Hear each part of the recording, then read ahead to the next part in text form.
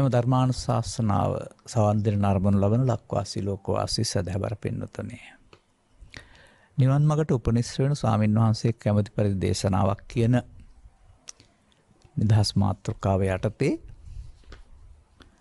ධර්ම දේශනාවක් කරන්න අප සූදානම් වෙන්නේ. විශේෂයෙන් මේ යුගයේ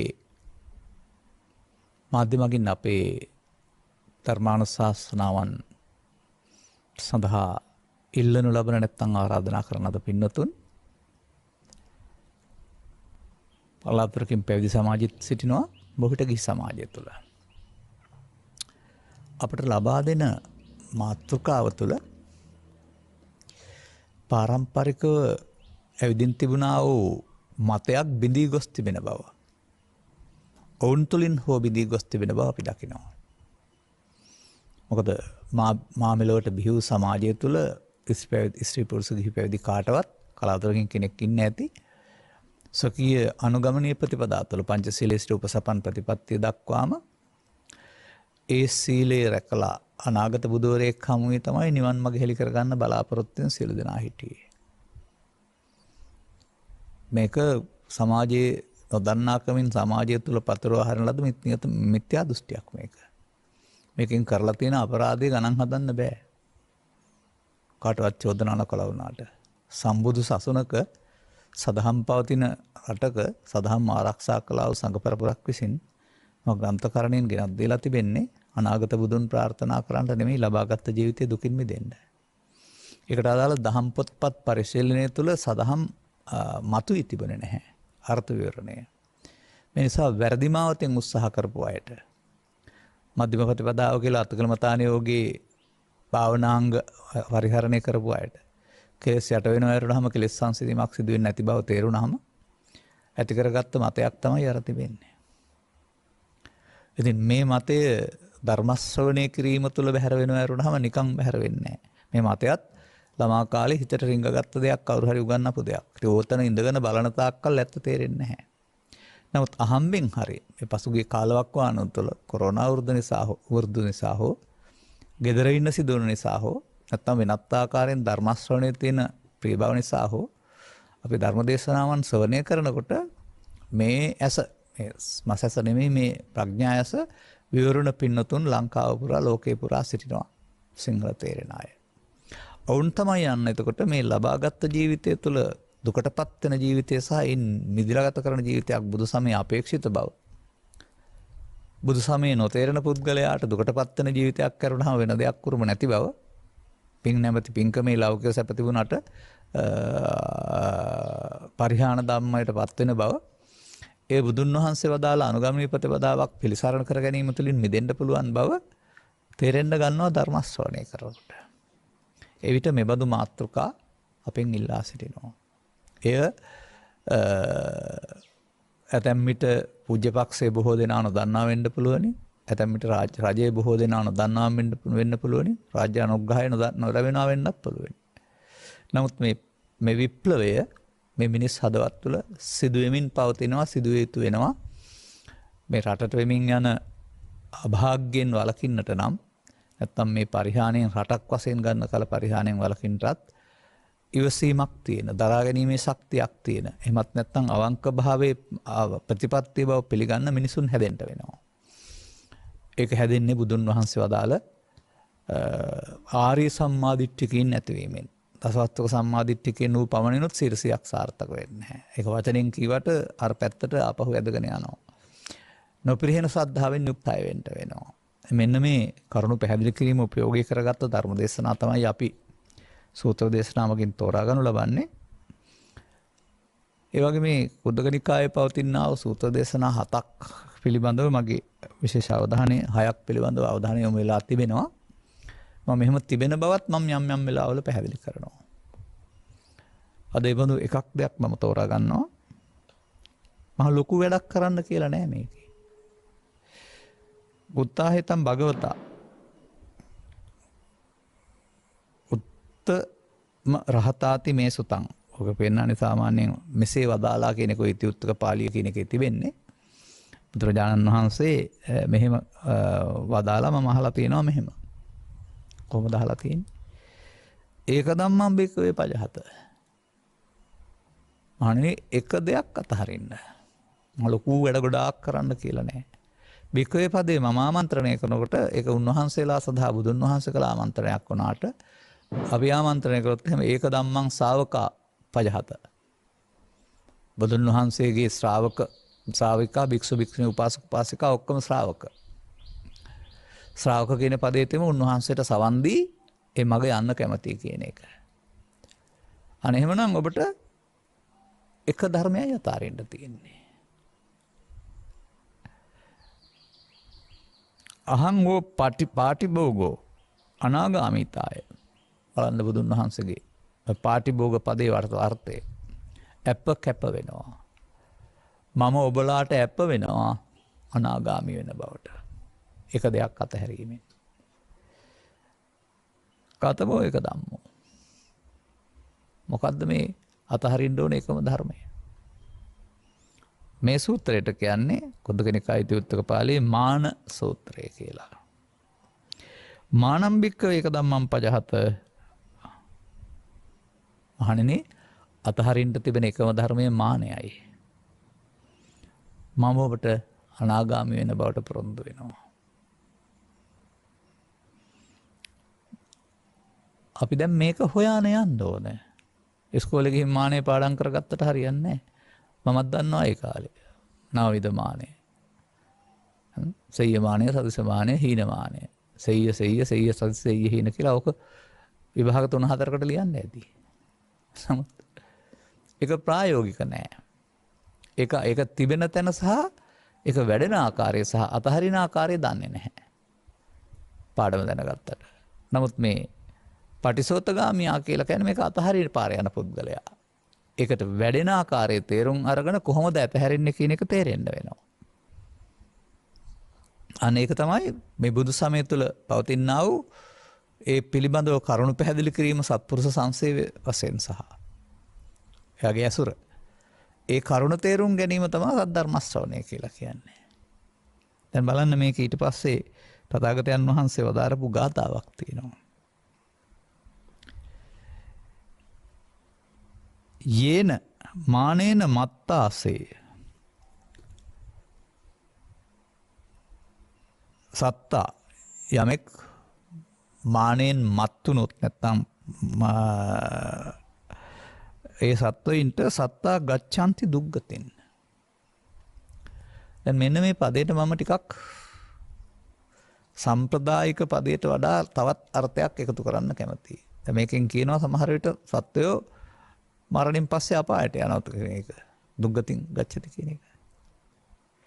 නමුත් ගති කියන්නේ මාවත, දුක් කියන්නේ දුකට. දුක්ගති දුකටපත් වෙන මාවතේ.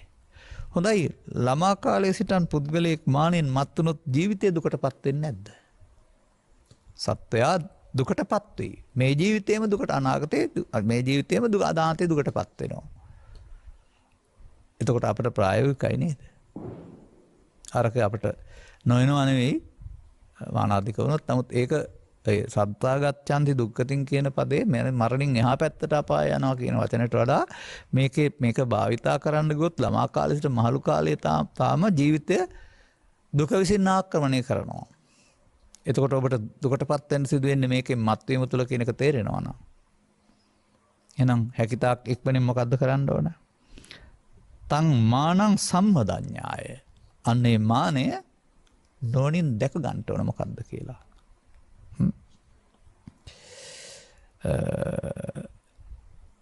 එතකොට මොකද වෙන්නේ?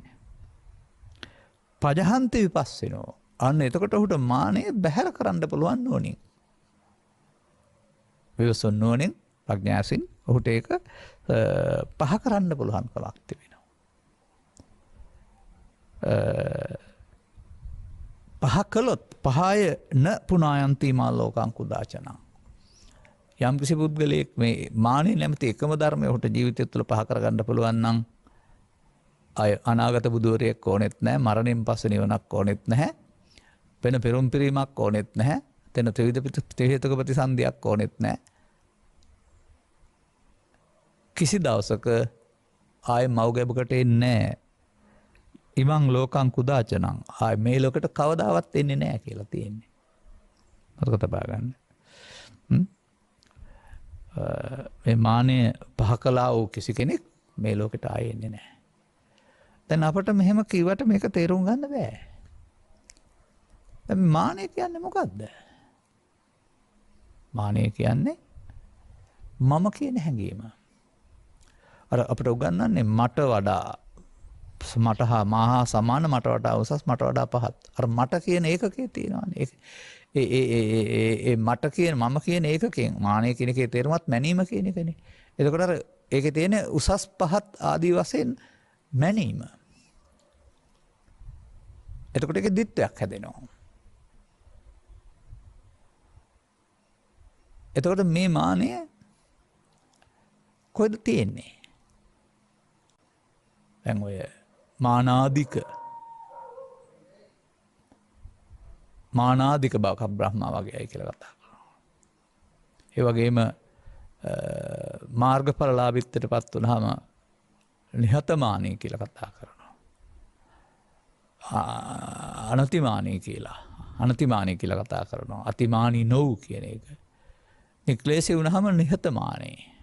එතකොට තමයි නීහත ඉවත් කළ මානෙ ඉවත් කර දැමූ කියන තැනට එන්නේ. එතකොට අපි අපේ ජීවිතය තුළ මානය බලවත් වෙන ආකාරය වටහා ගන්නට ඕන. ඒකේ තමයි අපි මේ සත්තා ගච්ඡanti දුක්ගතින් සත්වෙක් වශයෙන් දුකටපත් වෙන්නේ කියන එක තේරුම් ගන්න පුළුවන් නම් අන්න ඒක කොහොමද වෙන්නේ? තං මානං සම්මදඤ්ඤාය. මානය නුවණසින් වැඩෙන හැටි දකින්න වෙනවා. සාමාන්‍යයෙන් යමක් වැඩෙන්නේ පොර දාපුවාමනේ පැලෑටියක් නම්. මම කියන්නේ මුදල් අයික්‍ය වැඩෙන්න නැවත නැවතත් ඒකට දිනපතා එකතු කිරීමෙන්. මේක මව්කුසේනකොට වැඩිලා තියනා හෝ ජීවිතාවසානයේ මේ එකපාර වැඩෙනව නෙමෙයි. ජීවිතේ කයෙන් වයසට යනවා වගේ දරුවෙක් වැඩෙනවා වගේ නැවත නැවත භාවිතයෙන්. බුදුන් වහන්සේ භාවිතව බහුලීකතෝ කියලා තියෙන වෙනත් දෙයක් අපි භාවිතා කරන්නේ බොහෝකට වැරදි පැත්ත.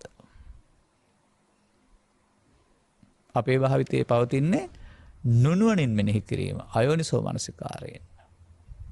අනේ එතකොට ඒකේ අර මේ යේන මානේන මත්තාසේ කියන මත් වෙනවා. මානෙන් මත් වීම නැත්නම් දූෂිත වෙනවා.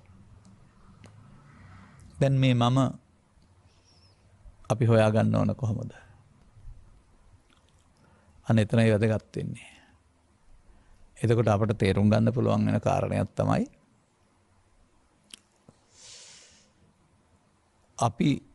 අපි දකිනවා මව්කුසෙන් බිහි වී ජීවිතාවසානය දක්වා ජීවත් වෙන කෙනෙක් මේක ඉන්නවයි කියලා. අපි යම්කිසි ප්‍රතික්‍රියාවක් දක්වන්න යන්නේ මේ මට බැන්න ගැහුවා පාඩුවක් කළා රිදෙව්වා ආදී වශයෙන් මට කියන අර්ථයෙන් මේ මට කියන අර්ථය අපි පුද්ගලයා කියලා හිතනවා. නමුත් අපට වැරදුන දේ තමයි මව්කුසින් බිහි වූ තැන් පටන් ලදරුවා ළමයා තරුණයා මහල්ලා මේ ඔක්කොම කයක් තුලින් එක්කෙනෙක් කියලා හිතන එක. එක්කෙනෙක් ඉන්නවා කියලා හිතන එක.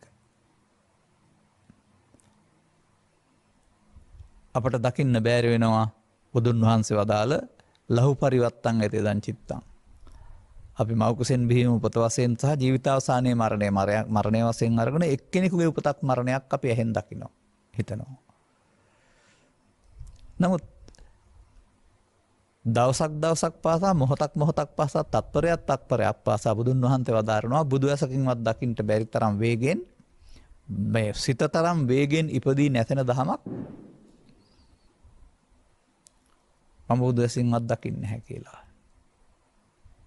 ඒක තව තැන්වල උදේ උපන් සිත දවල්ට නැහැ කියලා. තව තැන්වල වඳුර එක අත්තක් අල්ලන් ඉන්නකොට ඒකේ ඉන්නේ අතෑරපුවම අනිත් අත්තේ ඉන්නේ මේ අත්තේ නැහැ වගේ.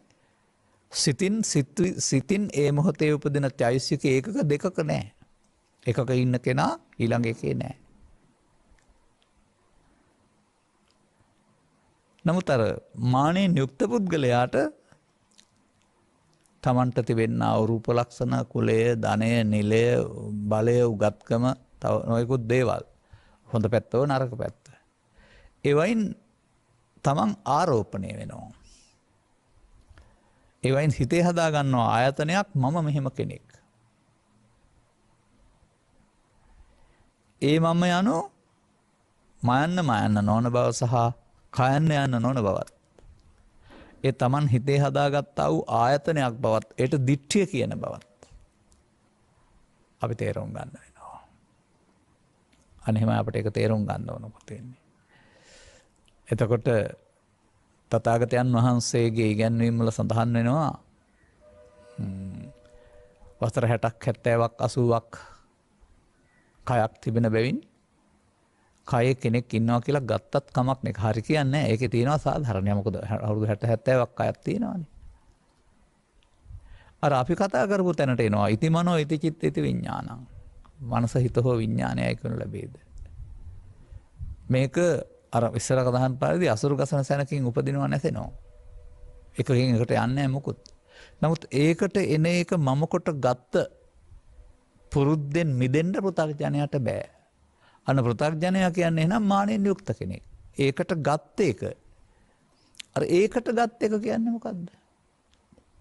ඒ මොහොතේ එන එකට එකතු කරන ආරෝපණය නේද? මොනවද මේ ඒකට එන දේවල්? අන්න එහෙම ඒක මේ දැන් සිදුවෙන දෙයක් වශයෙන් තේරුම් ගන්න උත්සාහ කරන ජීවිත කාලේ මේකක් වශයෙන් දකින්න නැතුව. දැන් ඔබට තිබෙන්නේ මා පැහැදිලි කරන පරිදි නම් අවදි වූ තැන් පටන් නින්දට යනු ඉරියව් හතරක් පාවිච්චි කරනවා. එකයි පාවිච්චි කරන්නේ හතරම පාවිච්චි කරන්නේ නැහැ. ග්‍රන්ථ සඳහන් කරන පරිදි නම් මේ ඉරියව් හතරේ අනතුරුව පාවිච්චි කරන්නේ ඔබ එක අරමුණක් සඳහා. ඇහැ හෝ කන හෝ නාසය හෝ ආදී අරමුණක් පමණයි. ඒකට එන දෙයට කියන්නේ රූප, ශබ්ද, ගන්ධ, රස, පොට්ටබ්බ ධම්ම කියලා. මෙයන් එකයි එන්නේ. මේවට රූප රූප, ශබ්ද රූප, ගන්ධ රූප, රස රූප, පොට්ටබ්බ රූප, ධම්ම රූප කියලා කියන බව තේරුම් ගන්න. රූප කිව්වහම අතට අහු වෙන දෙයක් වශයෙන්, බාහිර තියෙන දෙයක් වශයෙන්, ශරීර වශයෙන් එම අර්ථ තියෙයි වෙනත් තැන්වල. ගොන්න මෙතන ගන්න නැතුව. එතකොට ඒකට එන දෙන්නේ. එතකොට හැම දෙයක්ම මොකද්ද මේ ලෝකේ ජීවත් වෙන්න අපි කරනු ලබන්නේ? ලෝකයේ දේවල් හඳුනා ගැනීම සඳහා පස් දොරටයි තේක දොරකින් අරමුණකින් ලෝකය හඳුනා ගන්නවා.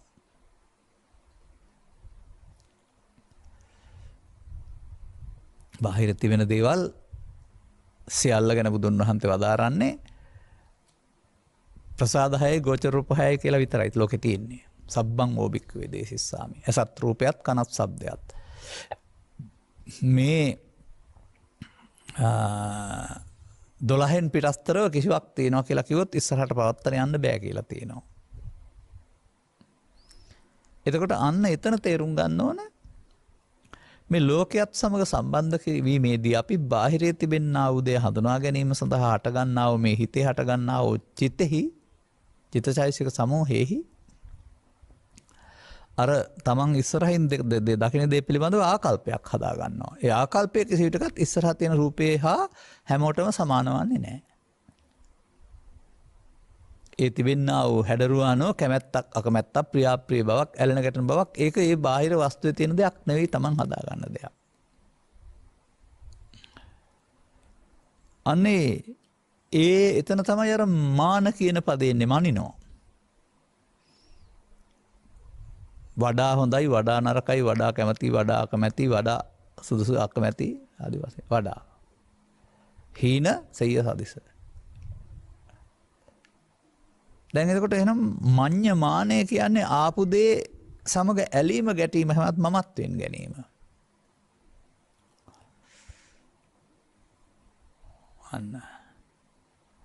අන්න එහෙම අපි එන්න වෙනවා බුදු සමය උගන්වන ඉගැන්වීම් හරහා අප ළඟ තිබෙන මේ මම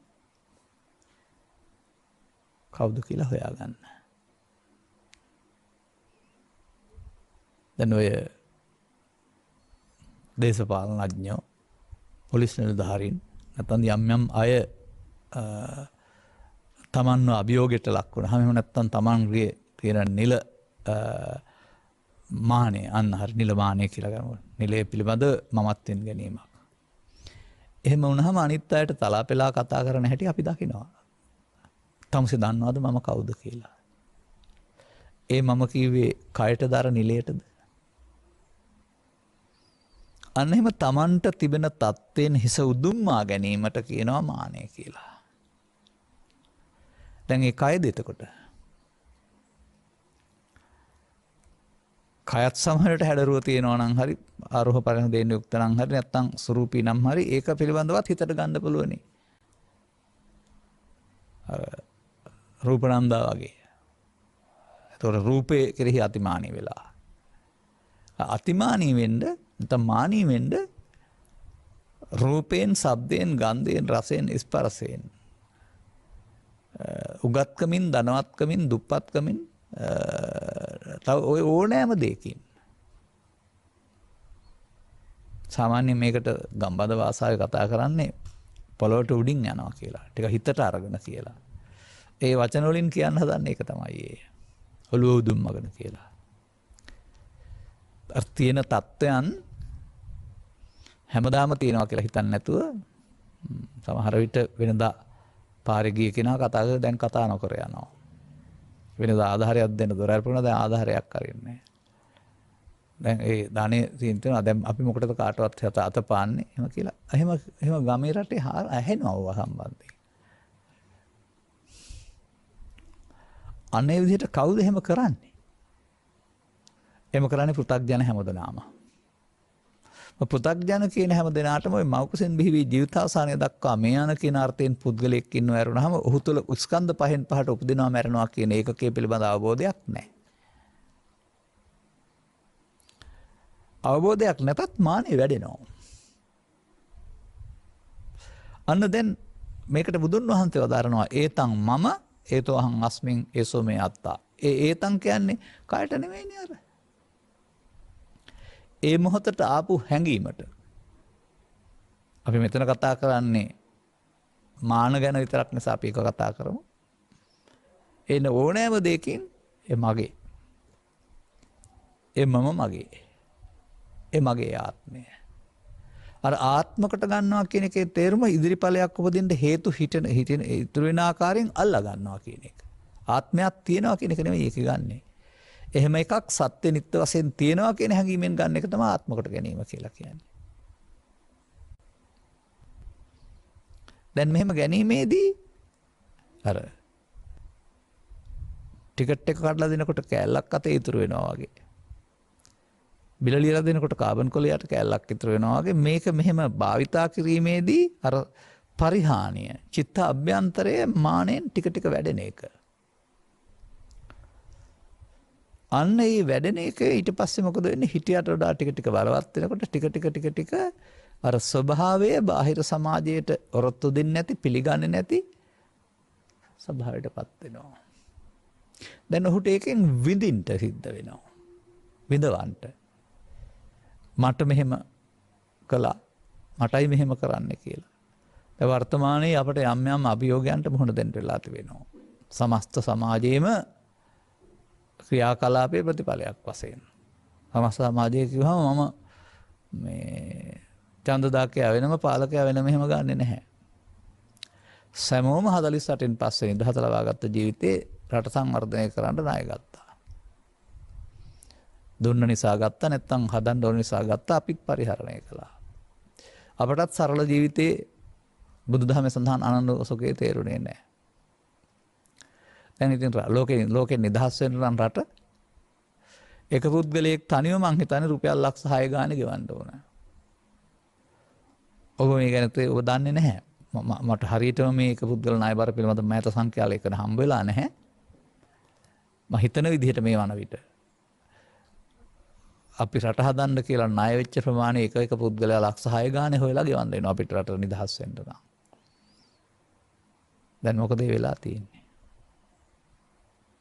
අපිට ඉස්වීමක් නැතුව වැරදි පැත්තට ගිහින්නේ. දැන් මේකේ විපාකේ නේද මේ ඔක්කොම අද ඩොලර් හිඟේ කියන එකක් තුළ විඳින්නේ. තවත් ඔකට බාහිර හේතුත් බලපෑවා. දැන් මේකට දැන් ඉතින් අවුවට හරි වැස්සට හරි කොරෝනාවට හරි ආණ්ඩුවට හරි ගෑස් වලට හරි තෙල් ඕන එකක් අල්ලගෙන දැන් අපි කෑ ගහනවා කියන එකේ තේරුම අපිට මම කාටවත් පක්ෂව එහෙම කතා කරනවා නෙවෙයි. තේරුම අපි මත් වෙලා. අපිට දැන් අනුන්ගේ වැරද්දක් පේනවා අපි වැරද්ද පේන්නේ නැහැ. හොඳයි ඉතින් ඒක කෑ ගැහුවට විසඳුමක් හම්බ වෙනවද? නමුත් විසඳුම් හොයන්න පුළුවනේ. තම තමන්ගේ මට්ටමින්.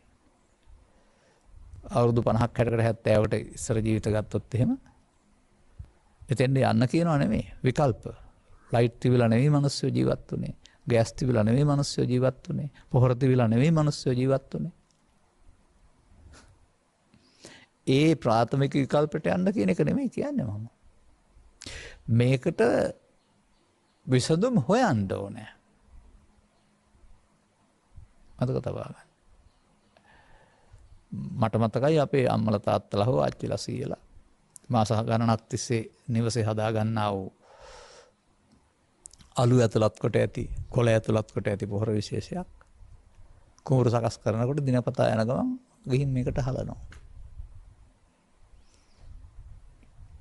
මටත් මතක කාලයක් මං හිතන්නේ 70 69 පස්සේ තමයි ඔය කෘමිනාශක කියන කාරණා පොහොර කියන කාරණා ආවේ කියලා. අපි ඒකට අද ගිජු වෙලා එක නැතුව බෑ කෙන්තරට ඇවිදින් ඉන්නේ. අමතර පැත්තක් මේ මට මතක් වුණේ. මේකට කෑ ගහනවට වඩා සාමාන්‍යයෙන් අර අඳුරට බැන බැර ඉන්නවට වඩා ඒක ඊටපන්දමක් දැල්වන එක හොඳයි කියලා තියෙනවානේ. පොහොර රටින්මද ගෙන්නන්න ඕන. සූර්යා පොහොර හදලා දෙන්නේ නැද්ද අපිට? විදුලි කොටන අකුණු වලින් පොහොර හදලා දෙන්නේ නැද්ද? රනිල සාක කියන්නේ මොනවද කියලා ඔබ ඉගෙනගෙන නැද්ද? රනිල සාක ඉරේ උදව්වෙන් පොහොර හදනවා. එහෙනම් ඔබට සස්සේ මාරු යටතේදී නැත්තම් ගොයන් කපලා ගොඩට ගන්නකොට පුළුවනි නම් තෙතමනිය තියෙනවා නම් මඩ වගුරක් නොවෙනවා නම් ඈතින් ඈත මුං ඇර ටිකක් නැත්තම් රනිල කුලේ බීජයක් දාලාම යනවා. ඒක පැලවෙයි. කරල් හැදුනොත් ගත්ත හැකි නැත්තම් හරක් කෑවත් ඒක ආපහු හාන පොර ගන්නකොට අර මූල ගැටිතිත් එක්ක තමයි ආපහු පොළොවට පස් වෙන්නේ. ඒ පොර නෙමෙයිද? මෙහෙම කියන්නේ උභය පාර්ශවයෙන් මව්පිය දෙපාර්ශවෙන්ම මම පිළිබඳව පළපුරුද්දෙන් අත්දැකීම් තියෙන නිසා අතක තියාගන්න. ඒ නිසා මම දකින්නේ මේ සිදුවෙන සිද්ධීන් සම්බන්ධයෙන් අපි මෙතන නම් තියන්නේ මානේ අපි මේ අවුස්ස ගන්න ක්‍රෝධය නැත්තම් දෝෂය. ඉතින් සත්තා ගච්ඡanti දුක්ගතින්නේ දුකටපත් වෙනවානේ. ඒක වෙන දවසක පැහැදිලි කරන්න. එතකොට එහෙනම් ඒකට මොකද්ද කියන්න තියෙන්නේ අපිට? මේ සත්‍ය අදුකටපත් වෙන්නේ මොකක් නිසාද? නැවත නැවතත් තේන කාරණේ සමග එකතු වීමෙන් මමත්වෙන් ගැනීමෙන් මම බවටපත් වෙනවා. මානේන මත්තාසේ මත් වෙනවා. මේක තමයි පෘථග්ජනයාගේ ඉරණම. දැන් ඕකට සම්බන්ධයි අනිත් සේරම ඊට පස්සේ. ඒකයි මේ එකදම් මං කියලා කතා කරන්නේ. ඒක පැත්තක් විතරයි මේ පෙන්වන්නේ තවත් ධර්මතා පෙන්වනවා. තවත් ඉදිකින් කියනවා නම් දැන් මේ තමයි නිත්‍ය සුඛාත්ම කියන සංකල්පයට අහු වෙන එක විදිහක්. ඔය ඒතන් මම ඒතොහමස්මෙන් ඒසෝ මේ අත්තා කියලා කියන තේරුම ඒවා සමග ඇලෙනවා ගැටෙනවා මුලා වෙනවා කියන එකේ තේරුම මේක මමත්වෙන් ගන්නවා කියන්නේ නිත්‍ය සුඛාත්ම වශයෙන් ගන්නවා. දැන් බලන්න මේ බඳු ඇලෙන කරුණු සංඛ්‍යාව 1 නම් 1ක් 2 නම් 2ක් 10 නම් 10ක් 100ක් නම් 100ක් ක්‍රමයෙන් වැඩි වෙනව නේද ළමා කාලයේ සමග. දැන් එවිට මානාධික ස්වභාවය බලවත් කරගත්ත තරමට පාලනය කරන්න බැරි තරම් ඉහළට ආපුවම ඒ දැවෙනවත් ඇවෙනව නේද? දැන් සත්තා ගච්ඡanti දුක්ගතින් නේද? පරලෝ යන යන්නේ ඒ තරම් උසස් කරගත්ත මානයකින් නේ. අතිමානෝති කුක්කුරෝ කියලා ගාතාවකුත් තියෙනවා. ඇත්තද මම දන්නේ. මේ අතිශය උහිල මානෙන් උත්තාම ඒක සුනකෙක් බවට පත් වෙන්න සිද්ධ වෙනවායි කියලා. මමත් ඔය සුනක සත්තුන් දකිනවා උන්ට බිම ඉන්න බෑ පුටු උඩ ඉන්න ඕනේ. පුරුදු කරන්නේ නැත්නම් එහෙම. උන් ඉහළම තැනක ඉන්න තමයි උපතින්ම හොයන්නේ. අපි නම් සත්තු හදලා පුරුදු කරලා තියෙනවා බිම ඉන්න නමුත් ඔවුන්ගේ උපන් රැට්ටාසාව මම දකින්නේ පන්ත තැනක ඉන්න බෑ ඉහළම ඉන්න. ඒ සතර පුරුද්ද වෙන්න බැරි නෑ. එතකොට මේක අපි තේරුම් ගන්න ඕන දැන් ඔබට යම් වයසක්ද ඇවිත් තිබෙන්නේ. ඒ වයසේදී ඔබට තේරුම් යන්න ඕන ඒ මොහොතට ඇහැට කනට නාසයට ගැටෙන කාරණයක් මුල් කොටගෙන අවුව නිසා, වැස්ස නිසා, පින්න නිසා, ජය නිසා, පරාජය නිසා, එහෙම නැත්නම් තවත් ඉතින් ওই රටේ තියෙන ಜಾති ආගම් කුල කියන මොනවා හරි කාරණයක් නිසා. ඒවා සමග ඔබ ගැටෙනවා නම්, ගැටලුවක් ඇති කර ගන්නවා නම් ඒ දිත්තයක් වෙලා. ඔබට අල්ලන්නේ. ඔබ ඉන්නවා ඔබේ ළඟ, ඔබට මේක අල්ලන්නේ. ඒකමනේ වර්තමානයේ සියලු ප්‍රශ්න තුල දිරියෙන් මොහොන දෙන්න සංසුන්න දරා ගන්න බැරිව අර හැඟීම් ප්‍රකාශ කරනවා පෙන්වන්නේ. එහෙම පුද්ගලයෙක්ම Taman නිදහස් බවට පත් වෙලා අනිත් අය වැඩිකාරය කරනවා පෙන්වන්නේ. නමුත් ඒ සියල්ල ගත්තේ කාට කන්න දෙන්නද? කාගේ සමෘද්ධිය සඳහාද? ඔබ ඔක්කොගේම. ඔබ දැන හෝ නොදැන අනුමැතිය ඇතුව හෝ නැතුව එහෙමයි. ඔය කියන්න වෙලා තිබෙන්නේ. ඉතින් මේක තවදුරටත් සංකීර්ණ වෙනවා වරුණාම පෘථග්ජන භාවය තුළ සරල භාවයෙන් ජීවත් වෙන්න තේරෙන්නේ නැහැ සමාජයට. Tamanට අවශ්‍ය ප්‍රමාණයට වඩා ඇඳුම් පැළඳුම්, යාන වාහන, කැම්බීම, නිවාස, මුදල් මේ සියල්ල පිළිබඳව ප්‍රගතියක් හොයන වරුණාම ඒ තුළ සැප තියනවා කියන වරුණාම සරල බවට පත් වෙන්න පෘථග්ජනයට තේරෙන්නේ. නමුත් සල්ලහුක වුත්ති සහැල්ලු ගති පැවතුම් ඇති. අන්න මේ බුදු සමය තුළ මේ කෑම කන්නේ කාටවත් පේන්න නෙමෙයි, අඳින්නේ කාටවත් පේන්න නෙමෙයි, නිදන්නේ කාටවත් පේන්න නෙමෙයි, ගෙවල් දරවල් තියෙන තවත් කාටවත් වඩා ලොකුවට පෙන්වන්න මේවා ප්‍රදර්ශනයට තියෙන දේවල් නෙමෙයි, මූලික අවශ්‍යතා කියලා තේරුම් ගත්තාම ඒ තුළ අර සදිස හීන අනිත් අයට වඩා, Tamanට වඩා අනිත් අය උසස්, Tamanට වඩා අනිත් අය පහත් කියලා බලන්න තියෙන ඕනකම දුක්ගින දෙන බව. මානෙන් බලනවා. දැන් තං මානං සම්මදඤ්ඤාය. අනේ මානෙ පිළිබඳව නුවණින් හොයන්ට වෙනවා අපි ඊට පස්සේ.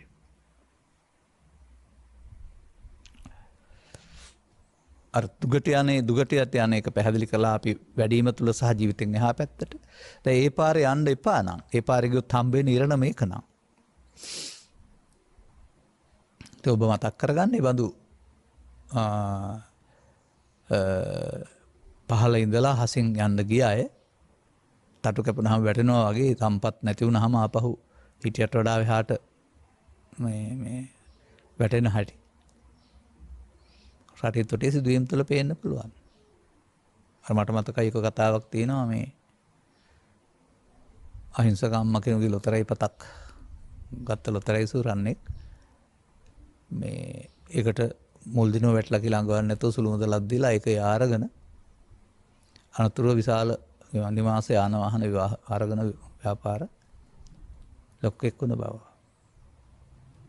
අන්තිමට ඒවා බහින කලාවට වැටිලා නැති වෙලා ගිහින් ජීවත් වෙන්න විදිහක් නැතුව පොල් කඩන්න ගිහින් ගහකින් වැටලා මිය ගිය බව. ලංකාවේ කතාවක් ඔය. උඩින් ගියාට වැටෙනවා. බරු කකුල් මෙයා වාගේ බැඳලා නැති නමුත් පුතේ ඔය වාගේ උඩින් යන අයෝ තවත් ලෝ ඇතේ. ඔය අහසින් යන අය නෙමෙයි ඔය පෙන්වන්නේ.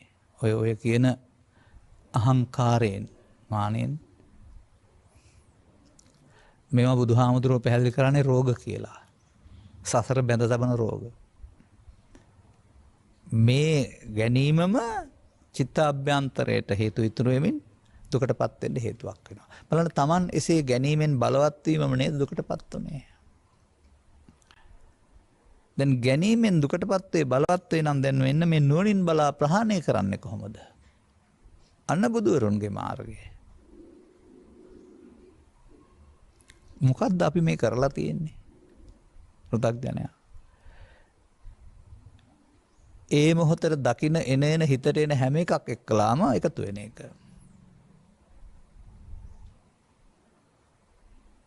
ඒ එකතු වෙනවට තමයි මේ පෙන්වන්නේ ඒතන් මම ඒතු හමස්වෙන් ඒසෝ මේ අත්තා කියලා. දැන් මේක පුරුදු කරන්න බුදුබණක් ඕන නැහැ, ආගමක් ඕන නැහැ. ශ්ලෝකේ ඔක්කොම කරන්නේ ඕක තමයි. ඒ කියන්නේ ඔක්කොම අනුසෝතගාමීන්. ඒ අනුසෝතගාමීත්වය තුළ ආගමික බව, පින පව සහ වෙනත් යහපත් දේවල් තියෙන්න පුළුවන්. ඒවට විපාක වෙනව තිබියදී මේ මානය කියන එක වැඩෙනවා. දැන් එතකොට මම යන්න අකුරු දෙකක්ද මම යන්න ශරීරයේ දේ මොහොතට මෙන්න මේ හැඟීම අල්ලා ගැනීමද? ඉතින් ඒ නිසා නිදුකටපත් වෙන්නේ මඤ්ඤමානෝකෝ බික්කුබ්බද්දෝ මාරස. ආපේක මමත්වෙන් ගැනීම එන්නේ. අමඤ්ඤමානෝ මුත්තෝ පාපිමතෝ කියන එකෙන් පෙන්වන්නේ මේක නේද මේ එතකොට. පජහන්ති විපස්සිනෝ නුවණින් අතහරින්න කියන එක. දැන් අම්මා අතහරින්නද තාත්තා අතහරින්නද රැකියාව අතහරින්නද ගෙදරවල දොර අතහරින්නද? ඒ මොහොතට ආපු හැඟීමට එකතු වෙන පුරුද්ද අතහරින්න. අන්න පාර. දැන් මේ කතා කරන්නේ මේ පිළිබඳව සමාජයේ තියෙන ප්‍රතිඵල සමග සාකච්ඡා කරලා. මේ අපිත් සමග අපට දුරකථන අංකෙන් කතා නොකලත් කවදාවත් දැකලා නැති වුණත් මේ ඔස්සේ යන පිරිස් ඉන්නවා. ඒ බඳු අයගේ ඇසුරට ගිහින් බලන්න ඔවුන් ඉස්සරට වඩා දැන් මානෙන් ඉදිමිලාද කේන්තියෙන් කතා කරනවාද ඔවුන් වෙනස් වෙලා නැද්ද කියලා. ඔවුන් ටිකක් නිවුන ජීවිත ගත කරන්නේ නැද්ද කියලා. ඒ උන් ප්‍රායෝගික බුදු සමයට ඇවිදින්. වන්දින පුදුන අදහන බුදු සමය වෙනුවට මෙන්න මේ ජේ මානං තං මානං සම්මදඤ්ඤාය පජහන්ති විපස්සිනෝ කියන පදයට අයිති කාරණාව ඔවුන්. ඔවුන් මම හඳුනා ගන්නවා. මම යන්න අකුරු දෙකක් නොවන බවත්. මම යන්න කය නොවන බවත්. ඒ මොහොතේ ඇසෙන් කනෙන් නාසෙන් දිවෙන් කයන් හිතට එන දේ සමග ඇලීමෙන් ගැටීමෙන් මම හැදෙන බවත්.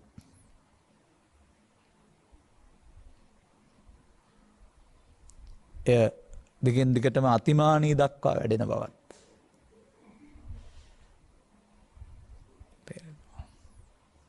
එහෙම දැන් එනම් මොකද්ද මේ ඒක ධම්මං භික්ඛවේ පජහත කියන්නේ? ඒ මම කියන හැඟීම අතහරින්න. අතහරින්න පුළුවන් ද මමත්වෙන් ක්‍රියා කරලා? බැන්නොත් බැන්නවා, ගැහුවොත් ගහනවා, හරි දෙවොත් දෙතෝනවා කියලා කතා කරන්නේ මමත්වෙන් ක්‍රියා කිරීම නෙවෙයිද? හැම එකකම රියැක්ෂන් එක කියලා කියන්නේ මමත්වේ ක්‍රියාවක් නෙවෙයිද?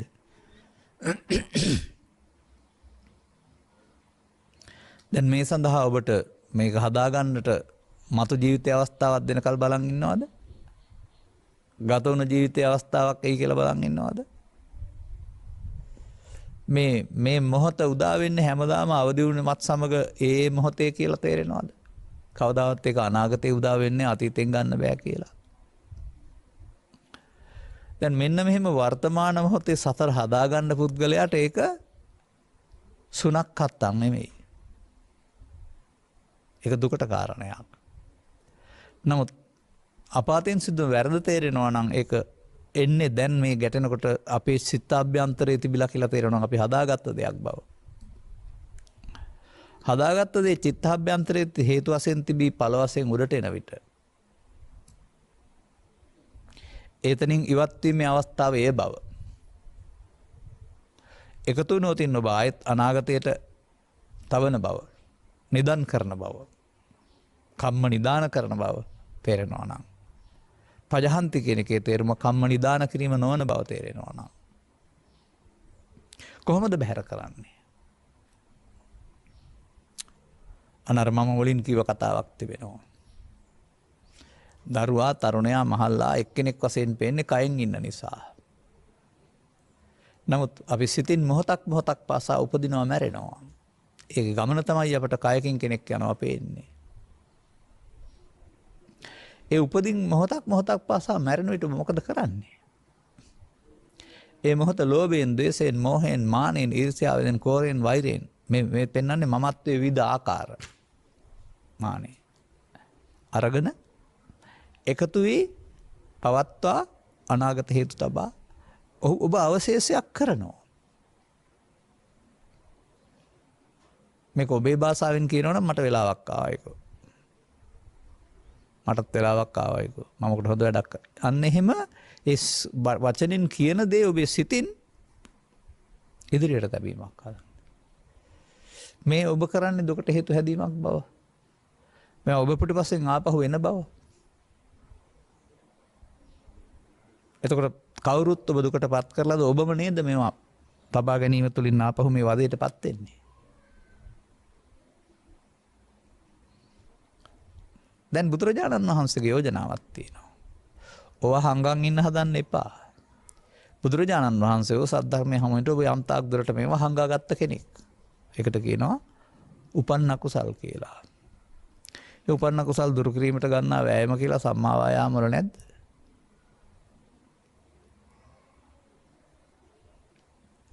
මේ අපි හදාගත්ත මෝඩකම් ටික හංගලා තියලා නිදහස් වෙන්න බෑ. අර පජහන්ති විපස්සිනෝ නුවණින් බැහැර කරනවා කියන වැඩේ දැන් කරන්නේ කොහොමද? ඇතමුන් කල්පනා කරන්නේ සමාධියක් හදාගත්තාම දැන් බැහැර වෙලා කියලානේ. මම අවසර 25 30කට ඉස්සෙල්ලා දකින්නවා. ඔසිල් සමාදන් වෙලා ඉන්න උසුස්සයන් තුළ. බොහොම සද්ධාවෙන් උදේ ඇවිදින් සිල් සමාදන් වෙලා සියල්ල ලකස් කරගෙන දැන් වාඩි වෙලා ඉන්නවා. අර gedara තිබිච්ච මොකක්වත් හිතේ දැන් නැහැ. ඒ පිළිබඳ ස්වාමියාක ගැටලුවක් තිබුණා නම් දරුවෙක් ගැටලුවක් තිබුණා ඉඩම් පිළිබඳ මොනවද තිබුණා සරණ මොකක්වත් දැන් නැහැ. ඇත්ත තමයි කාරණේ. දැන් නැහැ කියන්නේ මේ මොහොතට ආපු හිතේ නැහැ. දැන් ඉන්නේ සිල් සමාදන් වෙලා සතුටින්. නමුත් gedara ගියාපම අරවා එන්නේ ඒවා හිත ඇතුළේ නැද්ද? දැන් නැහැ කිව්වට හරියන්නේ නැහැ. ඒවා එන්න හේතු තියෙනවානේ. සිල් සමාදන් වුණාම දැන් නැහැ වගේ සමාධියක් හදාගමත් දැන් නැහැ. ලෞකික සමාධියක් හදාගත්තාම. අද මේ ලෝකෙට හැදලා තියෙන ලොකුම ලේඩේ ඒකනේ. ඔය ටික ඔක්කොම තියාගෙන මග ඇරලා ඉන්න හදා ගන්නවා සමාධිය. සම්මා සමාධිය කියලා. මේ තියෙන සතුට කියලා උදන් අනනවා. ඔය බොළඳ සතුට හොයාගත්තේ අද නෙමෙයි 1981. ඔකට කියන්නේ බොළඳ සතුට. ඕක නිකන් සාගරයක් මැද තිබෙන හතර පැත්තට හේදිලා යන දිවිනක් වගේ. ටිකක් වෙලා ඉන්න පුළුවන් ඊට පස්සේ හරැල්ල ගහලා දිය වෙනවානේ. බුදුරජාණන් වහන්සේ වදාරන්නේ ඕයම් මගහැරලා ඉන්න සංසුන් සමාධියක් හදාගන්න කියලා නෙමෙයි. අර තබපු දේවල් ඇවිදින් ඉවත් කිරීම තුළ ඒ පැත්ත හිස් වෙනවා. නොතැබීම තුළ ඒ පැත්ත හිස් වෙනකොට එන්න නැති වුනහම තියෙනවා තවත් සමාධියක්. ඒකට ලෞකික සමාධිය කියන්නේ ආනන්තරික සමාධිය කියලා කියනවා.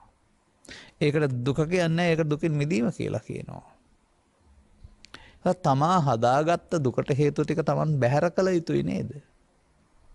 මෙත්තං මානං සම්මදඤ්ඤාය කියලා පෙන්වන්නේ ඒක නේද? මනා නුවණින් මේකේ Taman හදාගත්ත මොඩකමක් තියලා දැකලා දැන් ඉතින් එකතු වෙමින් බලවත් කරන පාර අතහැර දමා එන්නට හැර එකතු නොවෙන්නට. ඒක තමයි බැහැර කරන පාර. එන්නටත් ඕනේ. නමුත් එන එක වෙනක් එන එක එකතු වීම තව එකක්. එන එක වෙනත් එන එකට එකතු නොවීම තවත් එකක්. මෙතන පාරවල් දෙකක්. ඔය කියන්නේ අපි Y junction කියලා. එහෙම නැත්නම් තුම්මන් හන්දි කියලා. එක පාරකින් එන්නේ. පාරවල් දෙකක යන්න තියෙනවා. එන්නේ අතීතයේ තිබිලා වුණ කෙනෙකුට. පෘථග්ජනයා පල්ලමට තියෙන පාර යනවා පරිහානිය දක්වා යන පාරේ. තවදුරටත් එකතු කරමින්. අනිත් කෙනා ඒවා බැහැර වෙන ඇතුළත නොසැඟ වෙන පාර යනවා. අර පල්ලමට ගියොත් හේතු ඉතුරු වෙනවා පහු. අන්න එහෙම කාටත් මේ අතීතේ එනවා පෘථග්ජන පුද්ගලයා එකතු වෙමින් සතර හදනවා. ආර්ය පුද්ගලයා එකතු නොවීමෙන් බැහැර කරනවා. දැන් ඔබට තේරුණාද වර්තමානයේ බුදුරජාණන් වහන්සේ වදාළ බැහැර කිරීමේ මධ්‍යස්ථානය, කසල බැහැර කිරීමේ මධ්‍යස්ථානය. ඔය කසල තියෙනවානේ. ඔක්කොම කුස්සිය බැහැර කරන තැනක් තියෙනවා නැත්නම් එළියේ පාර අයින බැහැර කරන තැනක් තියෙනවා. එන දවසට ඔක්කොම දාගෙන යනවා කසල. කසල බැහැර කරන්න එපා. නැත්නම් ගඳ ගහනවානේ. මේ කසල ඒ වගේ සිතේ තියෙන කසල තැන්පත් වෙලා තිබෙනවා. ඒකෙන් එන්න ආ දුර්ගන්ධය තමයි ඔය මානසික දුක කියලා කියන්නේ. බාහිර ලෝකෙ තියෙන එකක් නෙමෙයි. බැහැර වෙන්න අතීතයේ ඇවිදින්නෙම වෙනවා අනාගතයට නොතැබීමෙන් නිම වෙනවා කියන කාරණය තමයි මෙතන මේ පෙන්වන්නේ පජහන්ති විපස්සිනෝ කියන එක. දැන් ඉතින් මේක තේරෙනවා නම් ඔබ කවුද? සසර හදන කෙනෙක්ද සසරට හේතු නොහදන කෙනෙක්ද? අනුසෝත ගාමියෙක්ද? පටිසෝත ගාමියෙක්ද? පෘථග්ජනයෙක්ද? ආර්යෙක්ද? කාගේම සහතිකයක් ඕනේද? ඔබට මේ අතීතයෙන් එන එකට එකතු වෙලා ප්‍රතික්‍රියා දක්වන්නට යාම මඤ්ඤමානයේ මම බවත්, මාන බවත්. ඒක ප්‍රහාණය කරන්න ඕන බවත්. ඒ නිසා උපේක්ෂා සහගත වෙන්න ඕන බවත්. ආපු දෙයක් නැත්නම් ඒකට එකතු වීමෙන් ප්‍රශ්නේ බලවත් වෙන බවත්, ආපු දෙයක් නැත්නම් එකතු නොවීමෙන් එයා යන්න ඕන බවත්. දැන් ඉතින් ගන්න. uppannam කාමිතක්කම් කියන්නේ ඕක තමයි ඔය. හොඳට තේරුම් ගන්න මේවා හට නොගෙන නැති කරන්න බෑ, හට ගන්න ඕන. නමුත් ඒ වදයක් හැටගත පුද්ගලයාට හට ගැනීම වදයක් නිසා ඔහු මත්පැන් පානයෙන් මගහැර සිටීමෙන් කලාවක් හොයනවා මෙයින් බේරිලා ඉන්න. තමන් ළඟ තිබෙනවා නම් හංගගෙන බේරිලා ඉන්න වෙලාවක් නැහැ, කොයි මොහොතේ හොයනවා. විතරක් නෙමෙයි ඒකට අදාළ දුකත් ඔබට ලබා දෙනවා. බුදුන් වහන්සේ යෝජනා කරනවා බාහිර ලෝකේ ඕවා නැහැ. නේතේ කාමායානි චිත්‍රානි ලෝකේ. බාහිර ලෝකෙ අපට දුක් ගෙනත් දෙන්නේ නැහැ මොනම ප්‍රශ්නයක්වත්. ඔබේ ඇතුළත තිබෙනා වූ මේ නොසන්සුන් වීම ඔබේ දුර්වලකමක්. වර්තමානයේ තුල ඇති වෙන ප්‍රශ්න තුල මේ පුද්ගලයන්ගේ නොසන්සුන් බව හොඳට පේනවා. ඔවුන්ට මල් පහන් පූජා කරන චෛත්‍ය හදන පෘථග්ජන ආගමික ජීවිතයක් කරනවම තමන් හදාගන්න ආගමික ජීවිතයක්, ආධ්‍යාත්මික ආගමික ජීවිතයක් නැති බව. සාමාන්‍යයෙන් ගම්බද ව්‍යවහාරයේ අවුරුදු 50කට 60කට පෙර හිටියා වූ වැඩිහිටියන් මේවා සම්බන්ධයෙන් ඔයගේ ප්‍රශ්නයක් අහම ඉතින් වුණ දෙයට මොකද කරන්නේ? එහෙම කියලා කියනවා. ඒ ඕක ගීතවද එකක් තියෙනවා හත්තලාම වෙච්ච දෙයට මක් කරන්නද කියලා. ඒ වචනෙන් කියන දේ මේ අභියෝග මීට වඩා වැඩි වෙන්න පුළුවන්. කරදර. නැත්තම් මේ බාධක. ඒත් අපි ජීවත් වෙන්න ඕනනේ. ඉතින් ලේ නරක් කරගෙන කෑ ගැහුවයි කියලා ප්‍රශ්න විසඳුමක් හම්බ වෙනවා. ඔබනේ දුකටපත් වෙන්නේ ආයෙත්. කවුරු හරි දෙන විසඳුමකට සමස්තයක් වශයෙන් සහයෝගය දක්වනවා නැත්නම් තමන්ට පුළුවන් පරිදි විසඳුමක් හොයනවා ඇරුණාම අර උත්තරයක්ද? අන්න අපි මේක යොදා ගන්නකොට තමන්ගේ දුර්වලකම හදා ගන්න. මට මතක් වෙන තැනක් තිබෙනවා.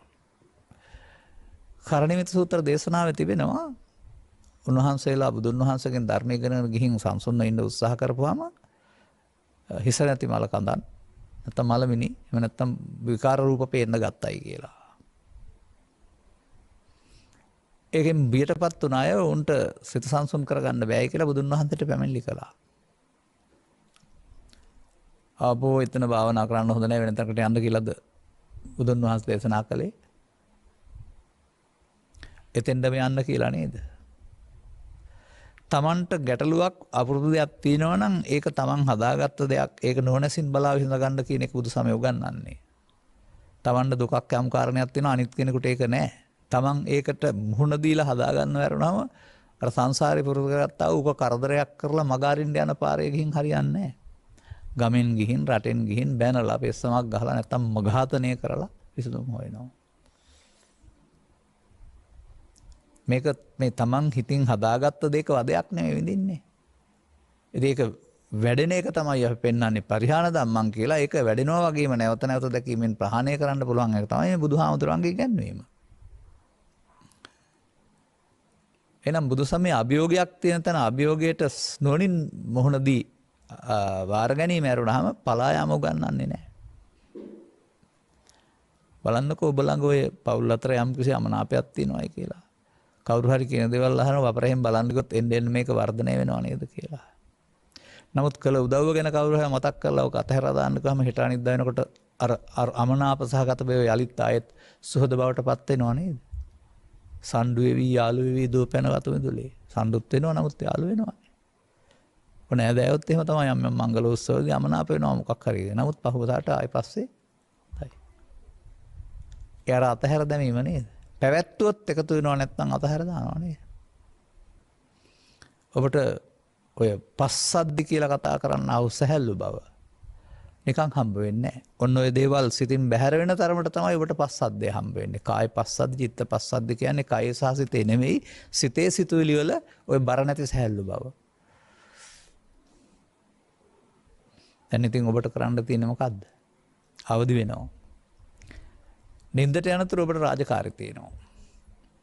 විවිධ ශේස්ත්‍රවල. ඒවට මුහුණ දෙනවා ඔබ පස් දොරෙන්. ඔබ බණ තේරෙන්න ඉස්සෙල්ලා හදාගත්තා වූ මේ මෝඩකම් ටික ධනයෙන්, කුලයෙන්, නිලයෙන්, බලයෙන්, රූප සම්පත්තියෙන් සහ මෙකී නොකී දේවල් වලින් හදාගත්තා වූ මානෙ එනවා උතන්ට. අනිත් අයට අනුන් පද කියන් රිදවන්න පහත් කර සලකන්න. ඔන්න මාරයා. එකතු වුණොත් සත්තා ගච්ඡanti දුක්ගතින් ඉහාත්ම වශයෙන් ඔබට මේ දුක තවදුරටත් විඳින්න වෙනවා.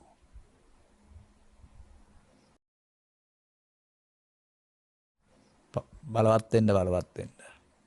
අන්න ඒ තමන් විසින් අනුගමනීය කරන ප්‍රතිපදාව තුළයි මේක බලවත් වෙන්නේ කියලා තේරුණාම තං මෝහං සම්මදඤ්ඤාය. දැන් බැහැර කරන්න වෙනවා නුවණින්. නුවණින් බැහැර කිරීම තමයි බුදුරජාණන් වහන්සේ වදාළ මාර්ග. මතක තබා ගන්න. මේ මොහොතට එන දේ නුවණින් බැහැර කිරීම. බුදුරජාණන් වහන්සේකට එකතු කරලා තියෙනවා ඔය ඔබ පාවිච්චි කරන අසිහියෙන් එකතු වෙන එක වෙනුවට මේ මොහොතට මේක එකතු නොවීමෙන් මේක බැහැර වෙනවා කියන අවබෝධයෙන් යුක්තව වීරියක් කරන්න ඕනේ කියලා. දැන් එහෙමනම් ඔබට මම ආපු වෙලාවට ඒ මමත්වයට එකතු නොවීම නේද මේ බැහැර කිරීම කියලා කියන්නේ. දැන් බලන්න. මේක උගන්වනවා නේද? කාමරාග ව්‍යාපාද තුනී කිරීම විනාශ කිරීම කියලා.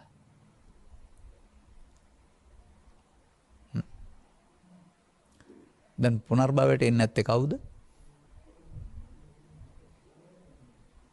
අතීදානි පුනර්භව.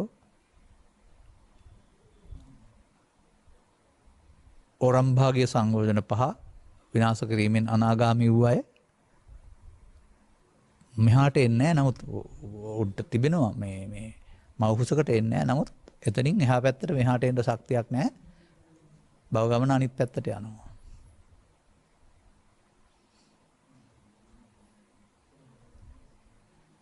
ඒ දක්වා ඔබට හදන්න තියෙනවානේ.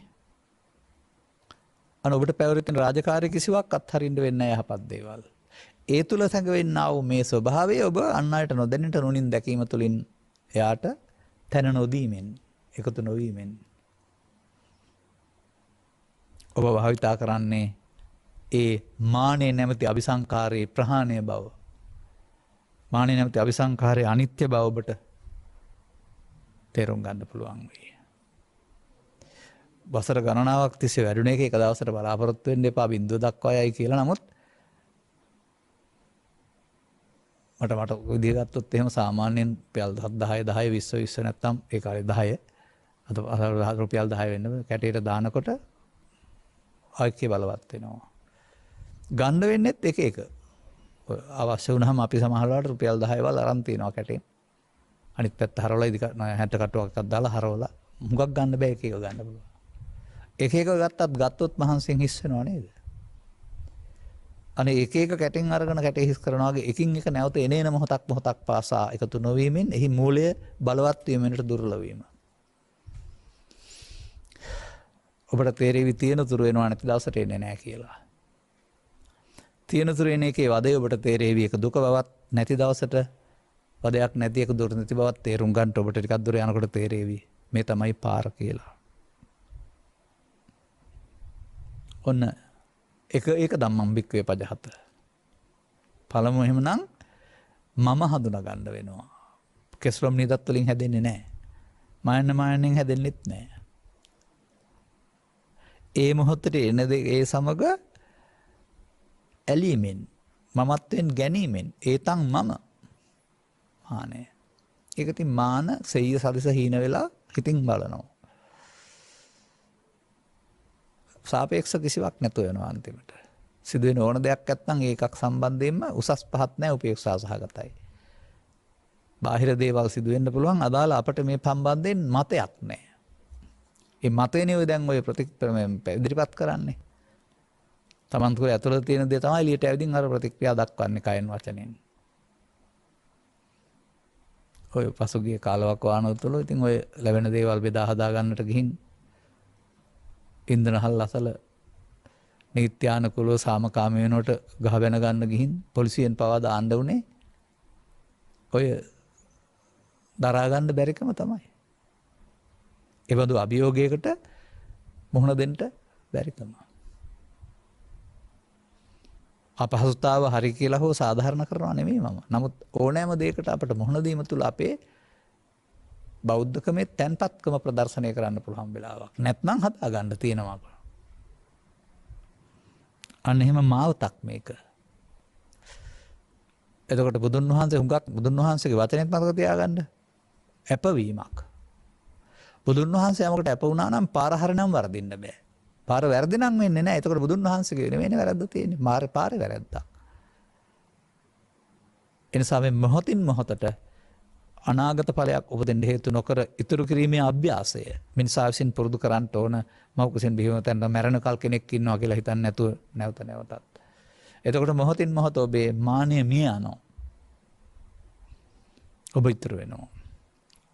අදාළ කරුණු තේරුම් ගැනීම සඳහා අදාළ කරන්නා වූ ප්‍රඥාව විවර කරගන්නට අනුගාමී ප්‍රතිපදාවට එන්නට මේ කරුණු පැහැදිලි කිරීම උපනිෂ් වේවා හේතු වාසනා වේවායි කියන සුභාශිංසනය කරමින් මම ධර්මානුශාසනාව මෙතකින් අවසන් කරනවා.